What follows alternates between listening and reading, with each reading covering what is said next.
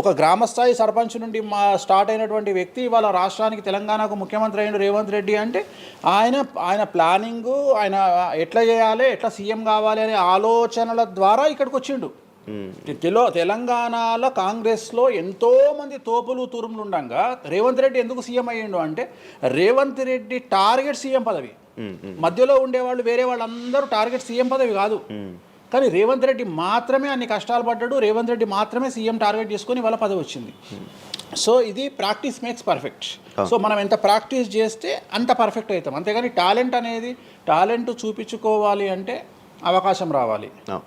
అవకాశం వచ్చిన దాన్ని వాడుకోవాలి. అన్నిటికంటే ధైర్యం కావాలి. There is no development in comfortable zone. కలియుగంలో కంఫర్టబుల్ జోన్లో ఎప్పుడూ డెవలప్మెంట్ ఉండదు. తెలంగాణ రాష్ట్రంలో కాంగ్రెస్ పార్టీలో మనం గనక కాంగ్రెస్ పార్టీలో ఉన్నటువంటి వ్యక్తులను తీసుకుంటే ఒక రేవంత్ రెడ్డి మినహా ఎవరు కూడా జైలుకి వెళ్ళలేదు. రేవంత్ రెడ్డి జైలుకు వెళ్ళడానికి కూడా సంసిద్ధత వ్యక్తం చేసినాడు. అలాంటి ఫైటింగ్ చేసినాడు. అంటే కంఫర్టబుల్ జోన్ దాటి రిస్క్ జోన్లో ఫైట్ చేయడం వల్ల ఇవాళ సీఎం అయినాడు. మిగతా వాళ్ళందరూ ఎక్కడనో దగ్గర భయపడ్డమో బాధపడ్డమో వెనకడిగేయడం వల్లనో వాళ్ళు అక్కడనే ఉండిపోయారు.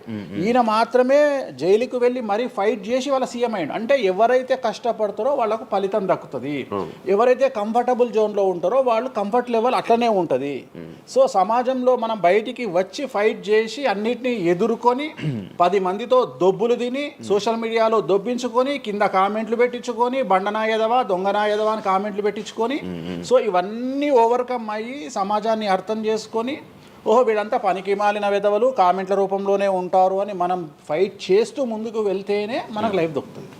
ఇప్పుడు రేవంత్ రెడ్డి గారి గురించి మాట్లాడారు కాబట్టి ప్రజెంట్ జనాల్లోని నెగిటివిటీ నేను ప్రిడిక్షన్స్ని కానీ వేరే వాటిని చెప్పట్లా. నేను ఒక మంచి విషయాన్ని తీసుకొని మాత్రమే చెప్తా ఉన్నా. నేను మంచి విషయాన్ని మాత్రమే తీసుకొని చెప్తాను. వేణుస్వామి గారు ఎప్పుడు అంటే లైక్ ఇందాక మాట్లాడుతున్నట్టు హీరోయిన్లు మనం టాలెంట్ ఉన్న వాళ్ళు చేస్తాం.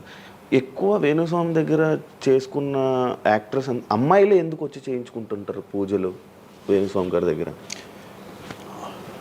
ఒక రాజు కావాలంటే రాజ్యం కావాలి. ఒక రాణి కావాలంటే రాజు ఉంటే సరిపోతుంది. అర్థం కాలేదా? ఒక వ్యక్తి రాజు కావాలంటే రాజ్యాన్ని సంపాదించాలి. రాజ్యాన్ని సంపాదించాలంటే సగం జీవితం సంక నాకిపోతుంది ఒక వ్యక్తికి. అంటే శివ అనే వ్యక్తి ఒక 100 కోట్ల రూపాయలు సంపాదించాలంటే సగం జీవితం సంక నాకిపోతుంది. అవును, రైట్. కానీ శివను పెళ్లి చేసుకోవడానికి ఒక అమ్మాయికి మ్యాక్సిమం 10 మినిట్స్ చాలు. ఎస్, అంటే శివ నచ్చితే చాలు. శివకు అమ్మాయి నచ్చితే చాలు, పని అయిపోయింది. అంటే 10 నిమిషాల్లో ఆ అమ్మాయి 100 కోట్ల వారసురాలు అయిపోయింది. అలాగే 100 కోట్ల అధిపతి కూడా తనకు దక్కిండు. సో అమ్మాయిల డెవలప్మెంట్ అనేది ఎక్స్ట్రీమ్గా ఉంటుంది.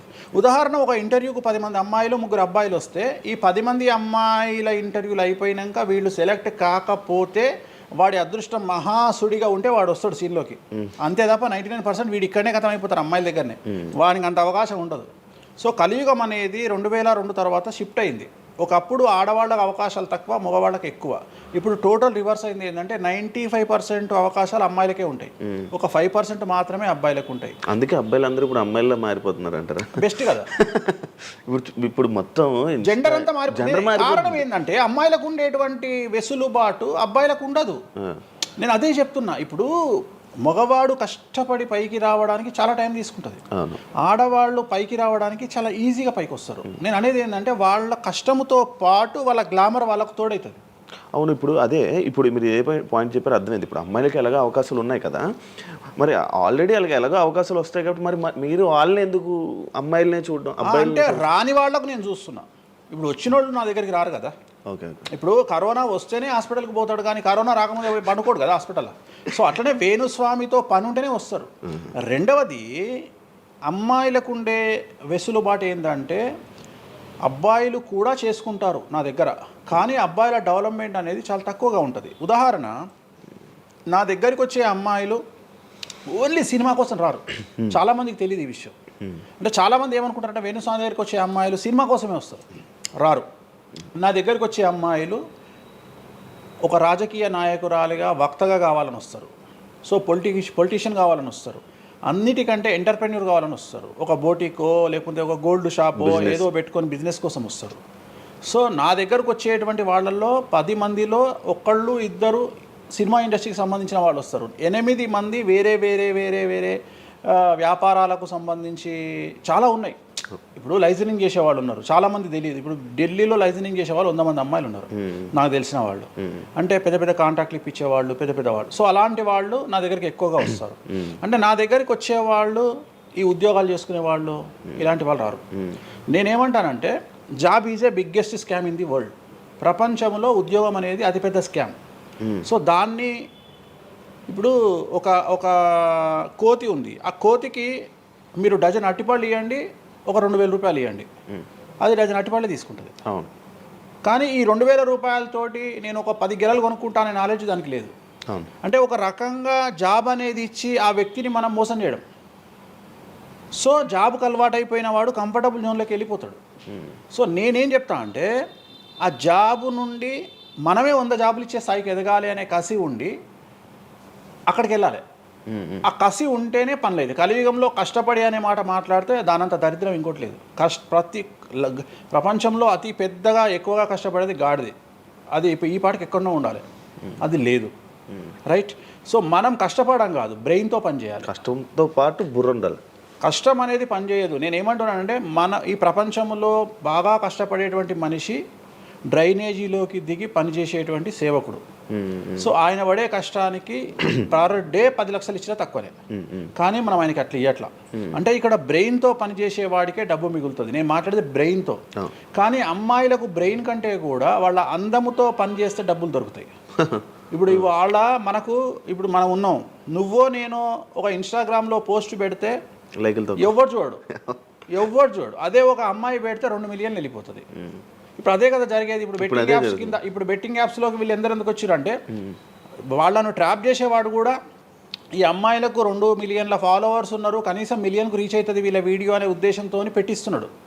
సో పెట్టడం ఎందుకు ఏంటి అనవసరం పక్కన పెడితే వాళ్ళకుండే క్రేజ్, అమ్మాయిలకు ఉండే క్రేజ్ అలాంటిది.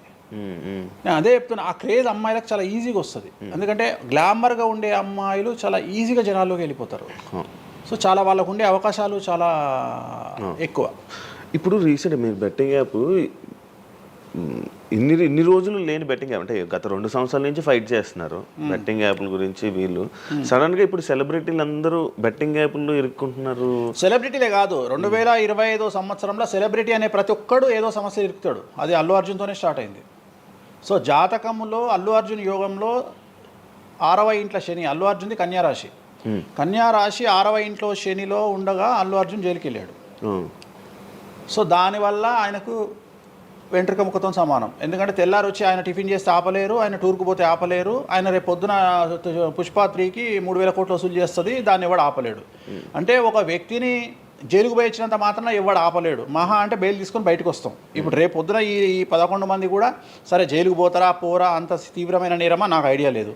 సో వాళ్ళు పోయినా మళ్ళీ 10వ రోజు వచ్చి మళ్ళీ 11 నాడు వాళ్ళు మళ్ళీ స్టేటస్ పెట్టుకుంటారు. దానివల్ల పెద్ద ఒక కొంపల మునిగేది ఏం లేదు. కాకపోతే ఇక్కడ జాతక రీత్యా ఎందుకే ఇప్పుడు జరుగుతుంది అంటే, ఎందుకు జరుగుతుంది అంటే ఎవరి జాతకంలోనైతే ఆ ప్రత్యేకమైనటువంటి టైమింగ్ వస్తుందో ఆ టైమింగ్లో ఉండేవాళ్ళు జైలుకు వెళ్ళడమో, సమస్యల పాలవడమో, మీడియాకి ఎక్కడమో. ఇప్పుడు అందరూ మీడియాకి ఎక్కిన అందరు జైలుకి వెళ్ళరు. సో ఇంకోటి ఏంటంటే, ఇప్పుడు ఒకప్పుడు జైలు అంటే భయము, ఇప్పుడు జైలు అనేది క్వాలిఫికేషన్. అంటే జనరల్గా ఇప్పుడు పొలిటీషియన్ అయితే జైలుకు పోగానే సీఎం అవుతాడు అనే నమ్మకం వచ్చింది అందరికీ. అట్లనే కొన్ని నమ్మకాలు వచ్చినాయి. ఇప్పుడు అల్లు అర్జున్ పోయి వచ్చాడు, ఏమైంది? సో అదే సినిమా ఇంకా ఆయన అనుకున్న దానికంటే ఇంకా కొద్దిగా ఎక్కువ డబ్బులు వసూలు చేసింది. సో ఇప్పుడు వీళ్ళు కూడా అంతే. కాకపోతే జాతకాల్లో చూసుకోవాల్సింది ఎందుకు ఇట్లాంటివి జరుగుతాయంటే, అష్టమ శని అంటే 8వ ఇంట్లో శని వచ్చినప్పుడు, 6వ ఇంట్లో శని వచ్చినప్పుడు, 12వ ఇంట్లో శని వచ్చినప్పుడు, 1వ ఇంట్లో శని వచ్చినప్పుడు, 6వ ఇంట్లో గురువు వచ్చినప్పుడు, 12వ ఇంట్లో గురువు వచ్చినప్పుడు ఇలాంటి సంఘటనలు వ్యక్తిగతమైన జీవితంలో జరిగే అవకాశాలు ఉంటాయి. ఇప్పుడు ఏదైతే కన్యారాశికి ఈ నెల 30 వరకు బ్యాడ్ ఉందో అది తులారాశికి షిఫ్ట్ అవుతుంది 1వ తారీఖు నుండి. అంటే ఏప్రిల్ 1వ తేదీ నుండి రాబోయే 2.5 సంవత్సరాల పాటు తులారాశి సెలబ్రిటీలు ఎవరైతే ఉంటారో వాళ్లకు సేమ్ సంచలనాలు, జైలుకు వెళ్ళడాలు, ఇలాంటి సమస్యలు అనేటువంటివి రాబోతున్నాయి. వేణుస్వామి గారు చేసిన తప్పులకి నలిగిపోతూ ఆయన మీద జరుగుతున్న ట్రోల్స్ తీయించడానికి లక్షలు ఖర్చు పెడుతున్నాడనే పబ్లిక్లో టాక్ అనేది నడుస్తుంది. అది ఎంతవరకు నిజం? అసలు పట్టించుకొని అవి ఎంజాయ్ ట్రోల్స్ ఎంజాయ్ చేస్తారా? ట్రోల్స్ని ఎంజాయ్ చేస్తా నేను. ట్రోల్స్ని ఎంజాయ్ చేస్తా నేను. ఎందుకు అంటే నేను నమ్మేది ఏంటంటే any publicity is good publicity అని నమ్మే వ్యక్తిని నేను. Bad or good publicity. నాకు నేను అనే పాయింట్ ఏంటంటే ఒక అంబానీ ఫ్యామిలీ పెళ్లిళ్ళు చేసుకున్నారు, 5,000 కోట్లు ఖర్చు పెట్టి పెళ్లిళ్ళు చేసుకోవడానికి ప్రధానమైన కారణం ఏంది? పబ్లిసిటీ పిచ్చి. వేణుస్వామికి 500 కోట్ల పబ్లిసిటీ ఫ్రీకి వచ్చినప్పుడు ఎందుకు వద్దంటాడు? పిచ్చినా కొడుక వేణుస్వామి అన్నా? కాదు కదా. ఒక ప్రైమ్ టైంలో 7 గంటలకు నేను ఒక ఛానల్లో అరగంట షో కొనాలంటే నాకు కనీసం ₹1,00,000 అవుతుంది. నేను పిచ్చినా కొడుకునా? నాకు వచ్చే పబ్లిసిటీ ఎంత ఎక్స్ట్రీమ్ పబ్లిసిటీ వస్తుంది. నేను ఎప్పుడు బాధపడతా? నా లైఫ్ డిస్టర్బ్ అయినప్పుడు బాధపడతా, నా ఫైనాన్షియల్ రూట్ ఆగిపోయినప్పుడు బాధపడతా.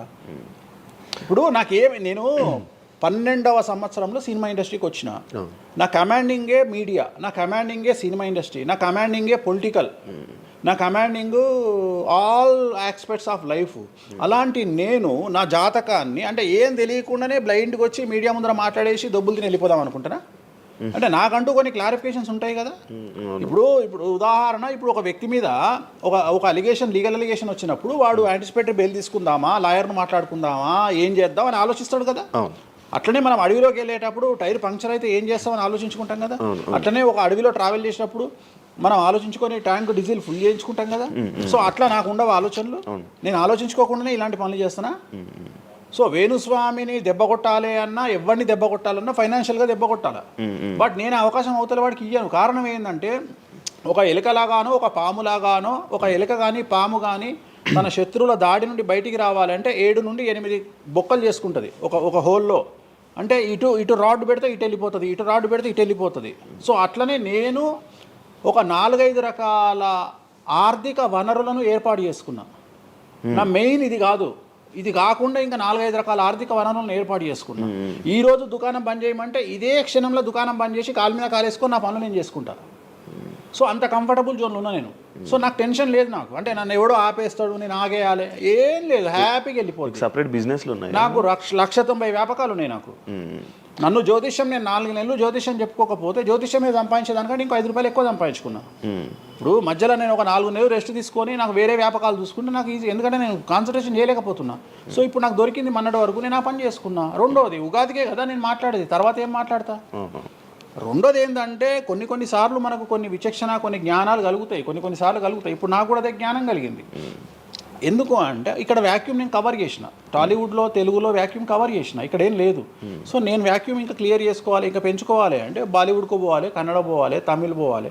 సో అటువైపు నేను కాన్సన్ట్రేషన్ చేస్తున్నా ఎక్కువగా. అందుకని నేను ఇక్కడ సెలబ్రిటీల గురించి చెప్పడం ఆపేసిన, తెలుగు సెలబ్రిటీల గురించి చెప్పడం లేదు. ఇప్పుడు మీరు పాన్ ఇండియా ఆస్ట్రాలజీ 100% తప్పేముంది? అదే విన్నాను రీసెంట్. US, దుబాయ్ అవన్నీ వెళ్తున్నారంట. అంటే దాని అర్థం క్లయింటేల్ ఉందనే కదా. ఇప్పుడు మన యూరోప్ పోయి వచ్చిన సరే, ఒక పెద్ద విషయంలో వెళ్ళేసి వచ్చిన చెప్పుకోవాలని లేదు, చెప్పను. క్లయింటేల్ ఉంది. ఆస్ట్రేలియాకి రెగ్యులర్గా ఎవ్రీ 3 months ఆస్ట్రేలియా పోతా, ఎవ్రీ 3 months లండన్ పోతా నా క్లయింటేల్కు. తప్పేముంది? అంటే ఉన్నట్టే కదా, నేను అనేది ఉన్నట్టే కదా. ఇప్పుడు విచక్షణ కలిగిన వాడు ఆలోచిస్తాడు. అంటే వేణుస్వామి మీద ఎందుకు వస్తున్నాయి రూమర్స్, ఎందుకు వేణుస్వామిని టార్గెట్ చేస్తున్నారు, నాకు అనవసరం. వాళ్లకు అవసరం ఉన్నోడు ఎంక్వైరీ చేసుకొని నా దగ్గరకు వస్తాడు. నేను ఇంకోటి అందరికి ఒకటే చెప్తా, నా పాజిటివ్ వీడియోల కంటే నా నెగిటివ్ వీడియోలే చూడండి. ఫస్ట్ జనాలు నన్ను ఎక్కిన వీడియోలు చూడండి, నన్ను దొబ్బిన వీడియోలు చూడండి, నా గురించి నెగిటివ్గా పెట్టిన వీడియోలు చూడండి. అప్పటికే మీకు నా మీద నమ్మకం కలిగితేనే నా దగ్గరికి రండి, లేకపోతే రావద్దు. ఫస్ట్ వాటిని ఎంజాయ్ చేయండి, వాటిని ఫుల్ ఎంజాయ్ చేయండి, చేసి నా దగ్గరికి రండి. అట్లాంటి వాళ్ళే నా దగ్గరకు వస్తారు. అవునా? నాకు అదే కావాలి. చెప్పారా? నాకు నాకు టీవీలో ఎప్పుడు కూడా చెప్తున్నా కదా, వాళ్ళు వచ్చిన వాళ్ళు ఎవరైనా చెప్తారు కదా. ఇప్పుడు ఉదాహరణ ఏమంటారు అంటే, ఇప్పుడు కామాఖ్య ఉంది, కామాఖ్యకి వెళ్తే ఇప్పుడు ఎవరో ఒకళ్ళు పబ్లిసిటీ చేసిరు, కామాఖ్యలో నాన్ వెజ్ ఉండదు, లిక్కర్ ఉండదు అని చెప్పి పబ్లిసిటీ చేసిరు. చెయ్యంగానే నా కామాఖ్య మెట్లెక్కగానే కనిపించేది నాన్ వెజ్, కామాఖ్య మెట్లెక్కగానే కనిపించేది లిక్కరు, గర్భగుడిలో ప్రదర్శనం చేస్తున్నంతసేపు మనకు కనిపించేది నాన్ వెజ్, లిక్కరు. సో అక్కడికి ఇప్పుడు ఎగ్జాంపుల్ చెప్తా. ఇప్పుడు శివ అనే వ్యక్తి కామాఖ్యకి ఇంతవరకు వెళ్ళలేదు. సో ఇప్పుడు ఏమనుకుంటాడంటే వేణుస్వామి గురించి చెప్పిన ప్రచారాన్ని శివ నమ్ముతాడు. నాకు అదే కావాలి, ఇప్పుడు నమ్మడమే కావాలా. కానీ శివ నెల తర్వాత కామాఖ్యకి వెళ్తాడు. వెళ్ళిన తర్వాత ఎక్కడ చూసినా అడుగడుగున నాన్ వెజ్, లిక్కర్ కనిపిస్తుంది శివకు. శివకు లాస్ట్కు ప్రసాదం కూడా నాన్ వెజ్ ఇస్తారు, ప్రసాదం కూడా లిక్కరే ఇస్తారు. అంటే తాగున ఆయన అని చెప్పి చేతిలో పోస్తారు. అంటే తీర్థంలో లిక్కర్ పోసి మీకు తీర్థం ఇస్తారు, మీరు తీర్థం తాగుతారు, లిక్కర్ పోసిరు. అప్పుడు ఒకసారి మీకు గుర్తొచ్చేది ఎవరు? వేణుస్వామి. ఓహో, వేణుస్వామి చెప్పింది 100కు 100% నిజము అంటే మనం మూర్ఖులము, ఇన్ని రోజులు నమ్మింది, మనం తప్పు చేసినాం వేణుస్వామి విషయంలో. అని లేదు.